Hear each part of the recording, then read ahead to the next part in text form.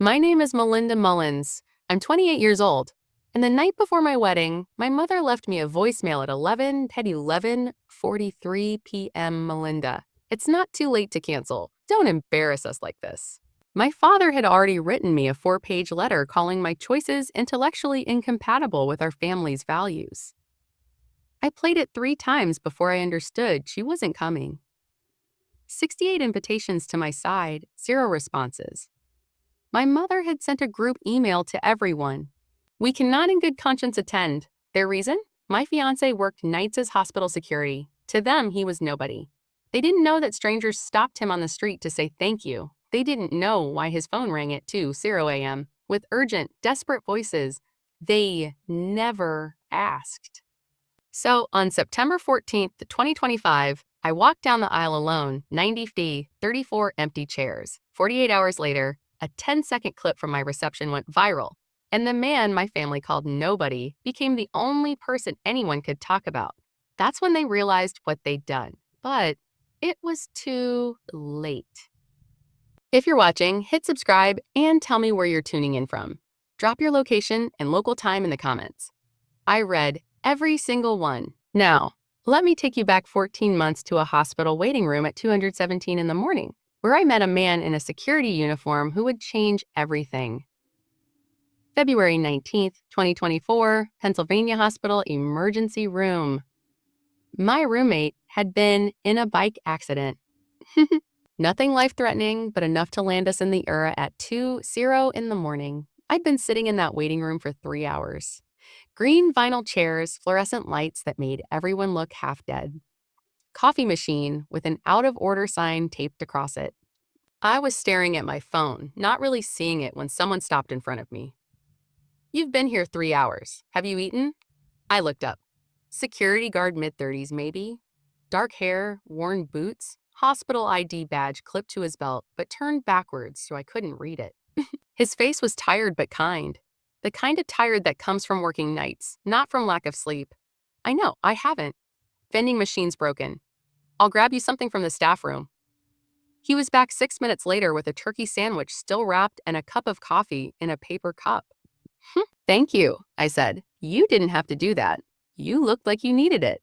We talked for 6 minutes, maybe 7. He didn't say much about himself, just I work here nights mostly, operation stuff.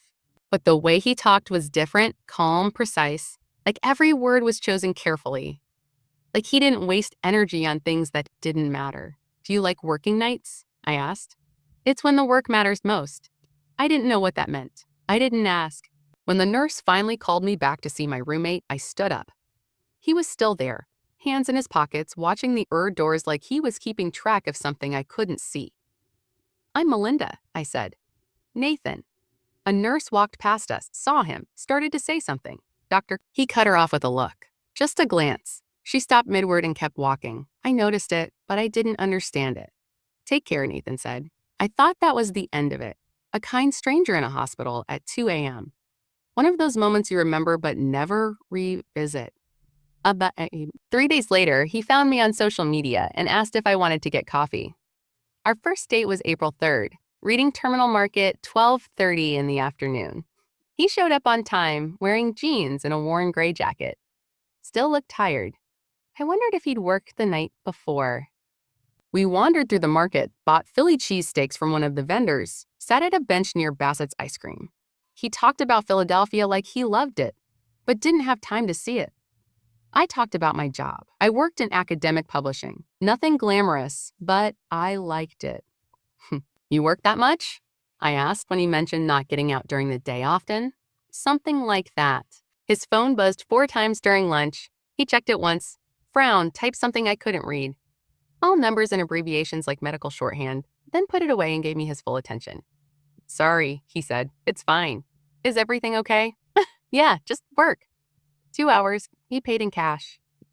He didn't check his phone again. When we said goodbye, he smiled, really smiled for the first time. "Can I see you again?" he asked. I said, "Yes." We fell into something slowly at first, then all at once. Nathan worked crazy hours. Sometimes he'd disappear for 36 hours straight. Overnight shifts, he'd say, emergencies that needed handling. I didn't push. I figured hospital operations, maybe management, something that kept him on call. He lived simply, studio apartment in South Philly, barely any furniture, books everywhere, mostly medical textbooks and journals. I asked him about them once. Just interested in health stuff, he said. You read trauma surgery journals for fun? I like to understand how things work.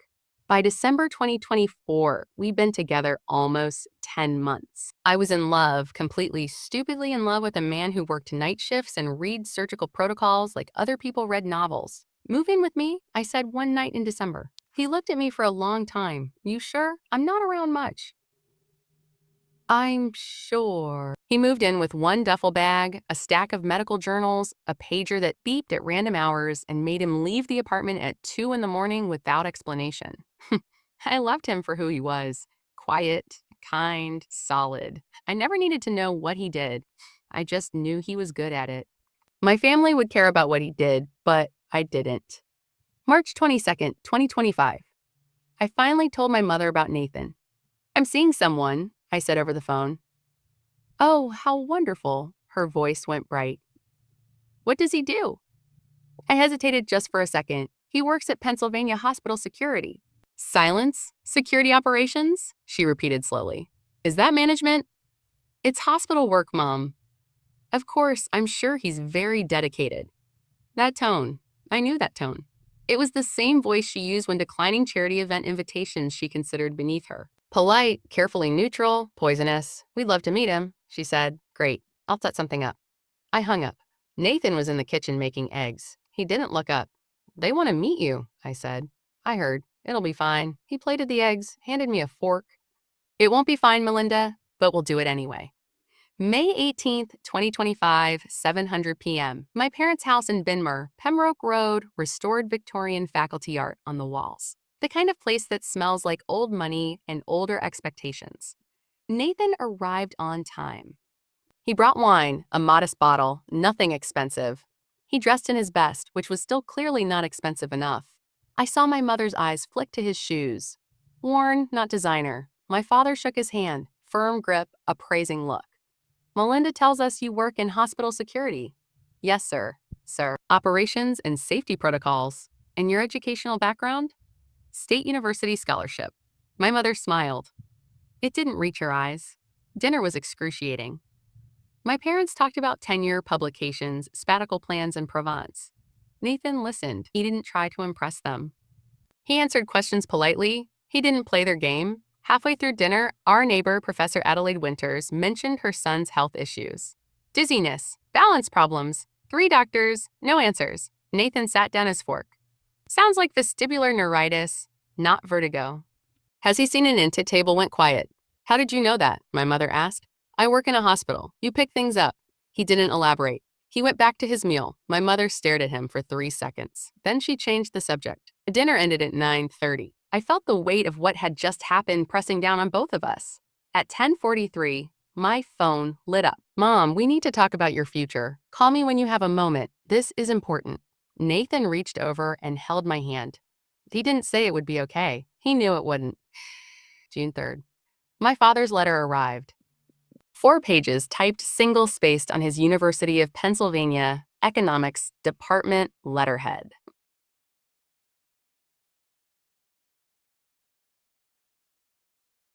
I read it twice before I could breathe. We raised you to value education, discourse, and intellectual partnership. We worry that a marriage built on such desperate foundations will not weather the challenges of time. This isn't about love. It's about compatibility of life paths. Nathan seems like a kind man, but kindness alone cannot bridge the gap between your world and his. We say this because we love you and want you to have a partner who can meet you where you are, intellectually, socially, professionally. Please reconsider this path before it becomes too difficult to turn back. The word desperate appeared 3 times. I called Nathan. He was at work. I could hear the sounds of a hospital in the background, beeping monitors, distant voices. My dad sent me a letter. What did it say? What did it say? I told him all of it. He listened without interrupting. Do you want to marry me? He asked when I finished. Yes. Then we get married. That was it. No anger, no defensiveness, just quiet certainty. I loved him more in that moment than I ever had before. June 10th. My mother invited me to coffee. Rittenhouse Square, 3:00 p.m. I showed up thinking we'd talk, maybe argue, maybe find some middle ground. She'd brought someone. Melinda, this is Dr. Trevor Ashford. His mother and I serve on the board together. Trevor, this is my daughter. Trevor stood, smiled. Penn Med badge clipped to his belt like a trophy. Pediatric surgeon, Ivy League everything. Summers in Maine, perfect pedigree. I sat down because walking out immediately felt too dramatic. I lasted 11 minutes. Trevor's family has a house in Bar Harbor. My mother was saying you'd have so much in common. I'm engaged, Mom. You're not married yet. 23 unread messages by the time I checked that night. Aunt Patricia, has anyone actually met this man? Cousin Emily, I heard he works security, like night shifts. Uncle Douglas, well, Melinda always was independent. My brother, I'll call him Andrew, didn't write in the chat. He posted on Instagram instead, a photo of a sunset. Caption, sometimes you just have to watch people make their own mistakes. 340 likes. Comments from family, friends. I left the group chat. My mother added me back. I left again. Nathan came home at 2:14 in the morning. 2:14 in the morning. His phone had rung at exactly that time. I'd woken up to hear him answer. Crossed 2 minutes. His voice changed when he answered those calls. Sharp, focused, all business. How long? Okay, intubate. If sets drop below 88, I'll be there in 12 minutes. He was dressed and out the door in under 3 minutes. I heard the car start. He came back 6 hours later, exhausted. There was blood on his shirt cuff, just a small spot, barely visible. He saw me looking. Rough night, he said. I didn't ask, but I wondered. Security guards don't usually have blood on their cuffs. Security guards don't give orders about intubation. I pushed the thought away. July 22nd. I picked Nathan up from the hospital once, 6:15 p.m. He was standing outside the main entrance in scrubs. I'd always assumed hospital security wore scrubs sometimes. Seemed normal. A nurse walked past, saw him, stopped. Doctor across the family in Bay 3 wants to thank you before they leave. Tell them I'll stop by. She nodded and walked away. I stared at him. That nurse called you doctor? She's new. Probably confused the badge system. His hospital ID was flipped backward on his belt.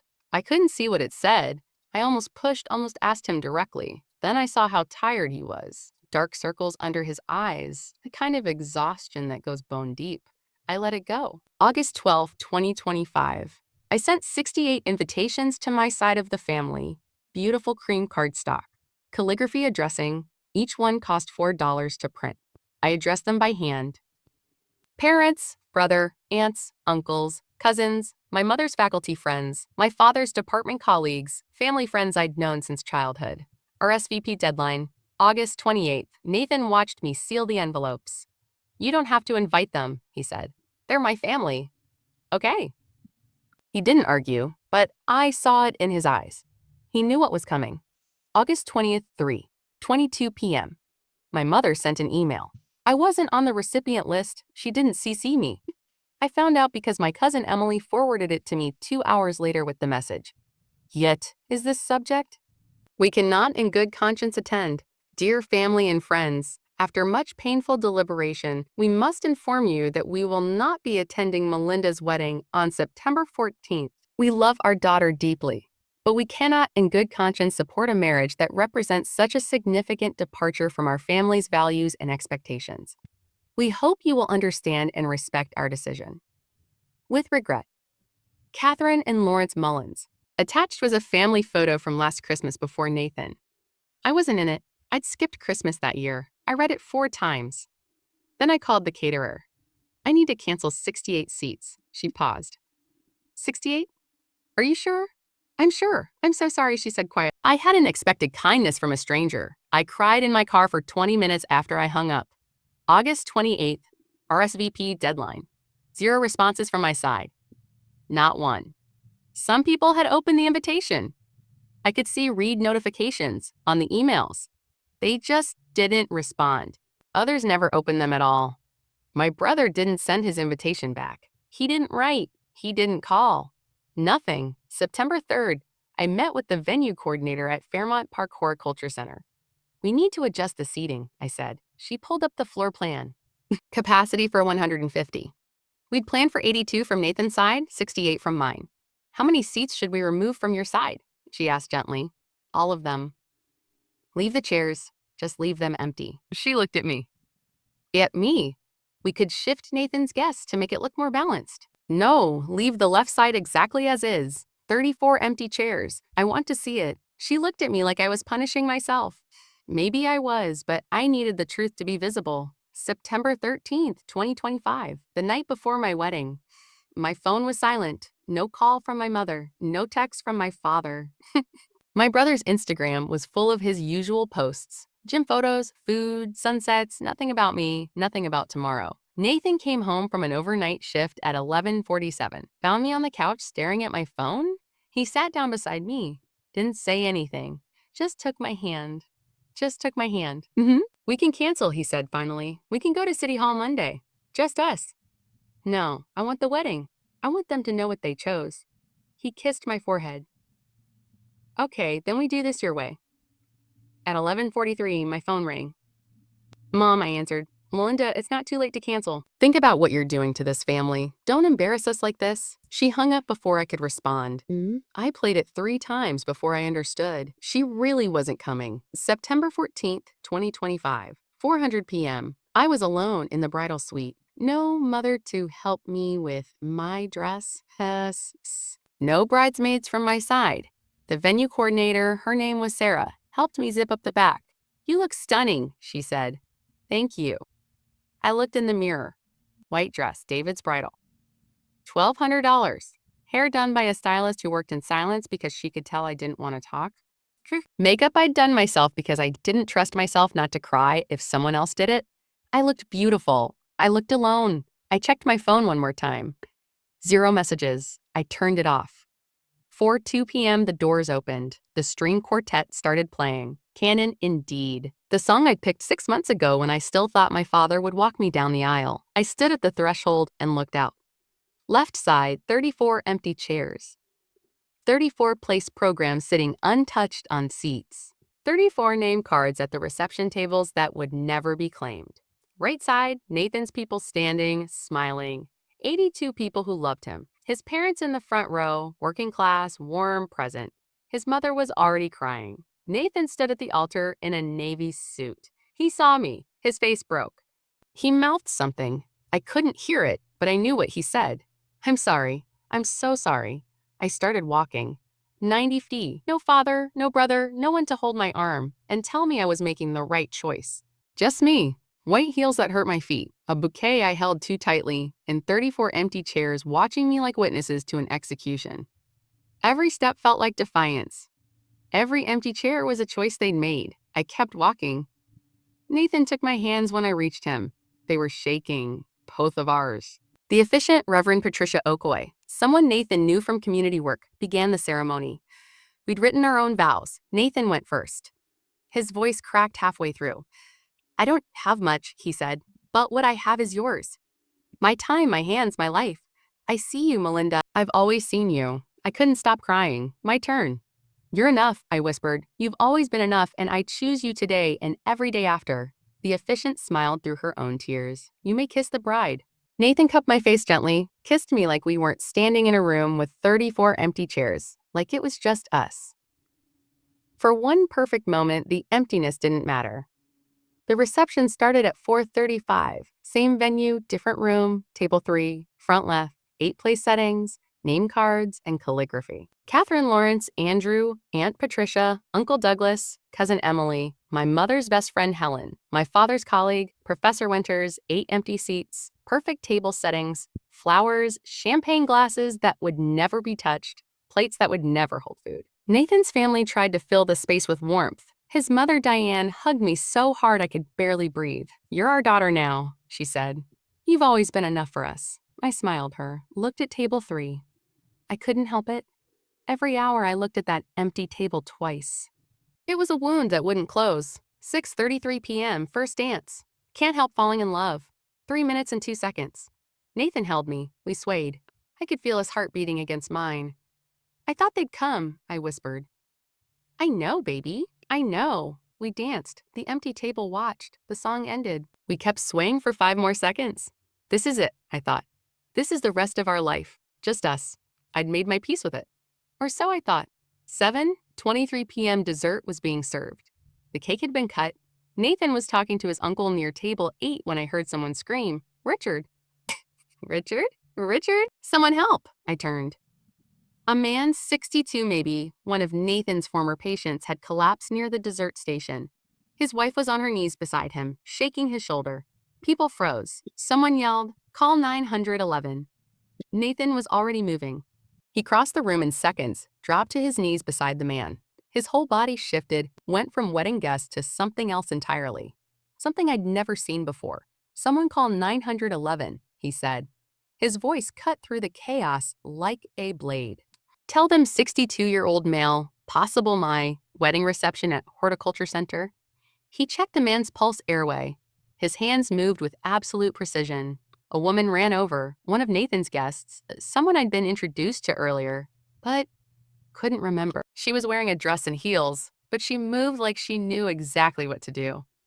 "Dr. Cross, I have an EAD in my car." She was already running to get it. Another man appeared, older, calm. "Nathan, you want me to handle compressions get my medical kit from my car backseat and start oxygen if you have it."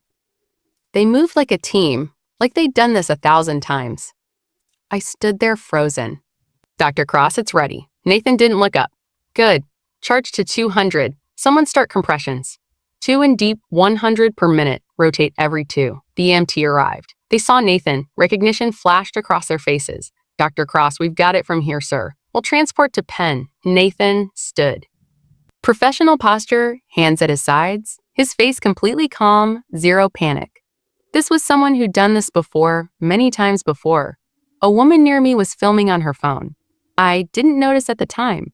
I was too busy staring at Nathan like I'd never seen him before, because I hadn't. This wasn't the man who made eggs in our kitchen. This wasn't the man who fell asleep reading trauma surgery journals. This was someone else. Someone everyone else in this room seemed to know, except me. The EMT loaded the man onto a stretcher. Nathan rode with them to the hospital. 15 minutes. He came back at 8:10. I was standing near our table waiting. "Is he okay?" I asked. "He'll be fine. Stent procedure tonight. Full recovery expected." I stared at him. "Really?" Looked at him. "Everyone kept calling you Dr. Nathan." Looked at me. Long silence. 3 seconds. 5. "I am a doctor." "You, Nathan, you said you work security." "I do. Hospital security systems, safety protocols, I oversee operations." He paused.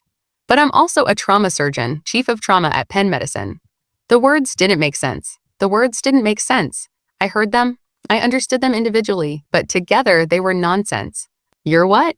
"A trauma surgeon? Chief of how long?" 6 years as chief, 12 years total at Penn." "Why didn't you tell me?" He looked at me like the answer should be obvious. "Because you never needed me to be more than I was." I didn't know what to say. We stood there, wedding reception happening around us, and I realized I'd fallen in love with someone I didn't actually know. Or maybe I did know him. Maybe I knew the parts that mattered. But this was something else entirely. "We'll talk later," he said gently.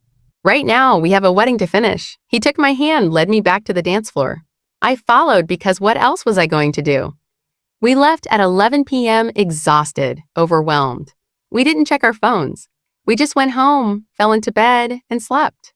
We had no idea what was happening online. Amy Palmer, the daughter of the man who collapsed, had posted the video at 8:04 p.m. 10 seconds of shaky vertical phone footage. Nathan kneeling, the nurse running over with the ED. Dr. Cross, the other doctor, asking about intubation. Nathan giving orders with complete authority.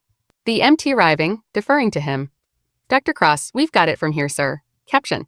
"OMG, the groom at this wedding just saved my dad's life, and everyone's calling him Dr. Cross."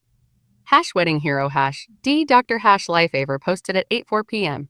By 900 p.m., 3,200 views. By 1,000 p.m., 62,000 views. By midnight, 340,000 views. By 6:42 the next morning, when I woke up to my phone vibrating nonstop, 2.8 million views.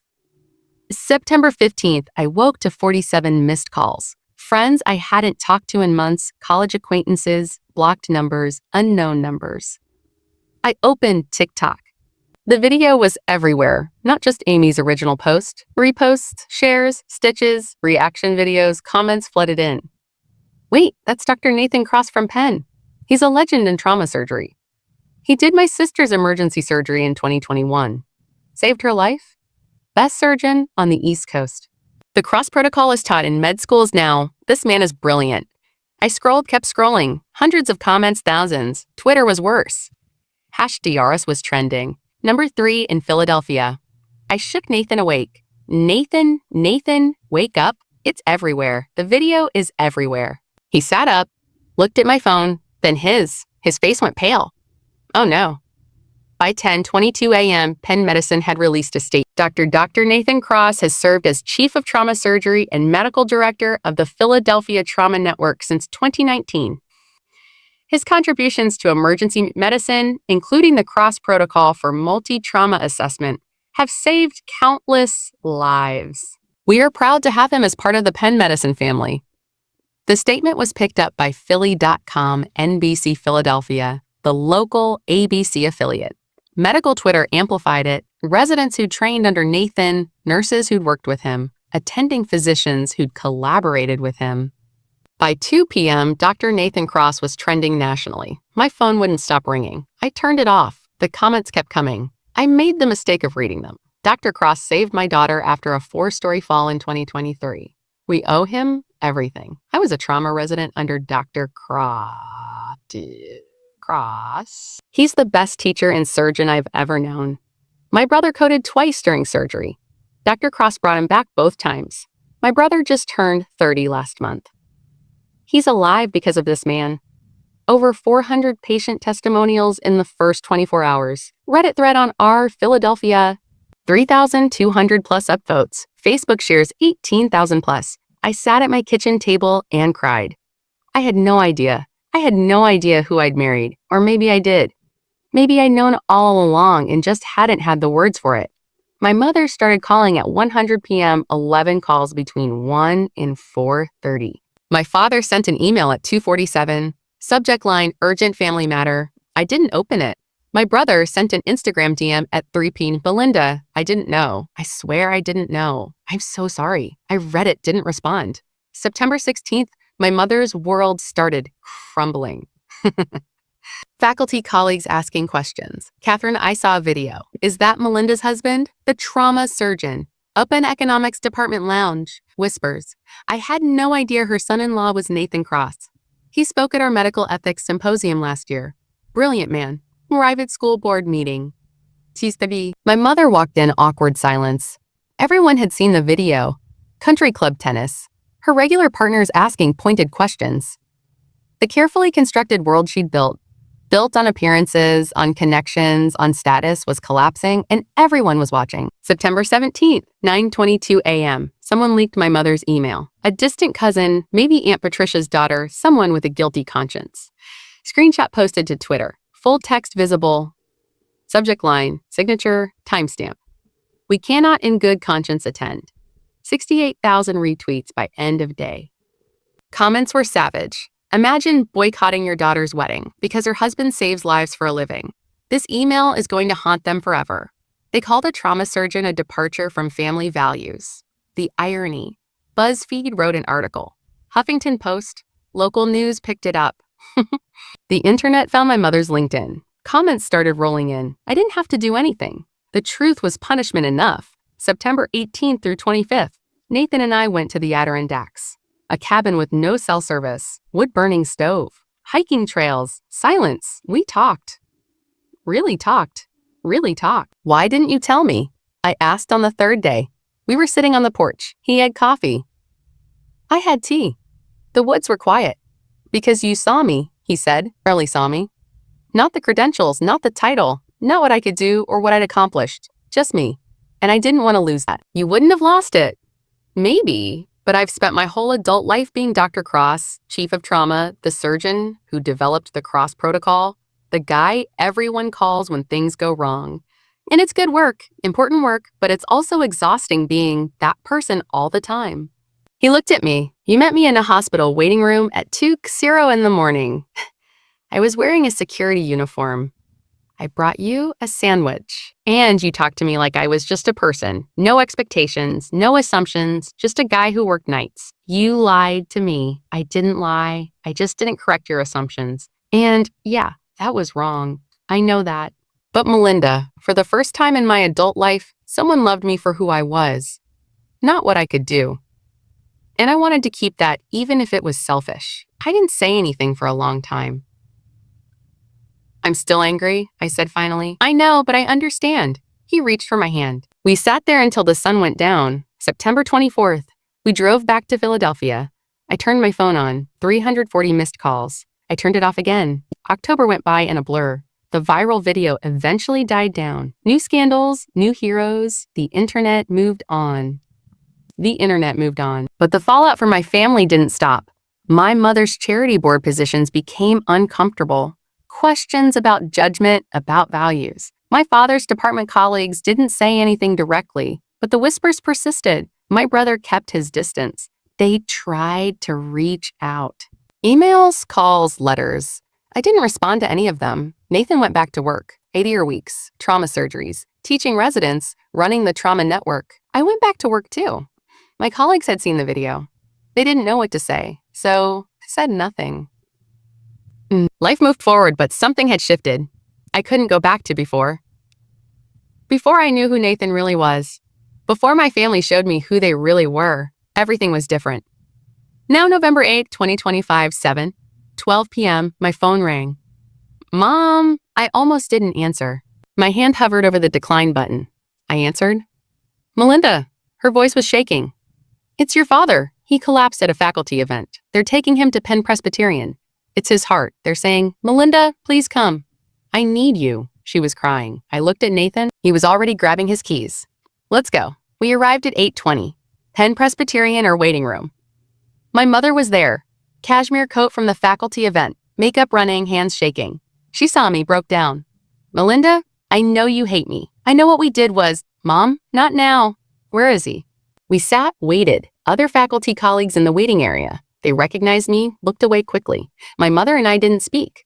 At 9:15, a nurse came out. Mrs. Mullins, your husband, is in surgery. Dr. Cross is operating. My mother's face went white. Nathan, the nurse, nodded. Yes, Dr. Cross is chief of cardiothoracic on call tonight. Your husband's in the best hands. My mother collapsed into a chair. I sat across from her. We didn't speak for 90 minutes. Finally, she whispered, oh God. Melinda, what have we done? 11:47 p.m., the O doors opened. Nathan walked out, still in scrubs, exhausted professional. Mrs. Mullins, Melinda, your husband is stable. We performed an emergency coronary bypass. He's going to be okay. My mother stood, tears streaming down her face. You saved him. We did our job. He'll need cardiac rehab, lifestyle changes, but prognosis is good. Nathan, her voice broke. After everything we did to you, after what we said, and you still Mrs. Mullins, I'm a doctor. I took an oath. I don't pick and choose who deserves care. He said it gently but firmly. My mother sobbed. Nathan looked at me. I saw the exhaustion in his eyes and something else. Sadness. Not for himself, for me. November 9th. 8 a.m. my father woke up in ICU. Room 4. The nurse told him what happened. Who saved him? He asked to see Nathan. Nathan came briefly between rounds, 6 minutes. I was wrong, my father said. His voice was weak.